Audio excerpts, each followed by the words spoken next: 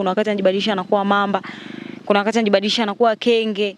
Ana majoka ndani mengi anayoyaabudu. Kwa nikiendelea kuvuta zile picha nikaamini kwamba basi hata ile niliyoiona ndo yeye. Tukisema pasta ni shetani ama jini, tutakuwa tuko sahihi au tutakuwa tunakosea? Sio sahihi. Mimi siamini kwamba ni jini au ni shetani, ila anatumiwa au anatumikia vitu fulani.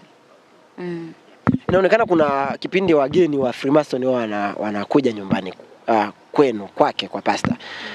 Ushakuwaona labda? Wanakuja kama watu wa kawaida, ila wanakuja na uniform. Wanakuja wamevaa labda nguo nyeusi, wanakuja wamevaa nguo nyekundu, wanakuja wamevaa nguo nyeupe. Wanakuja kabisa kama watu wa kawaida na chakula tunawaandalia kabisa vizuri. Na wanakuja wamevaa mapete mengi kweli, yani anawaka hatari. Na wakija wao na yeye anavaa kama wao. Unaona?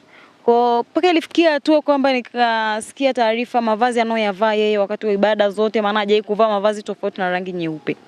Kasikia kwamba mavazi anavaa kutokana na masharti aliyopewa, kwamba hayo mavazi ndio sahihi kuyavaa kila siku akiwa madhabahuni. Usigela. Mshahara alikuwa anakulipa vizuri? Mshahara wangu ulikuwa unaingia kama kawaida kwenye akaunti yangu, ingawa nilikuwa sipewi cash money mkononi. Okay.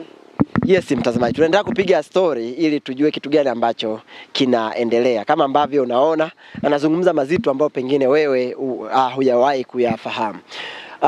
Ulivyoona mkia wa nyoka kwenye chumba ambacho uliingia kwa dharura, ulihisi yale ambayo unayasikia ndo hayo ama ulishtuka ama uliogopa? Mimi niliogopa na nilishtuka, na pia nilihisi kwamba yale ambayo nayasikia ni mambo ya kweli kabisa, ndo kitu ambacho nimekiona live. Lakini kwa kipindi kile siku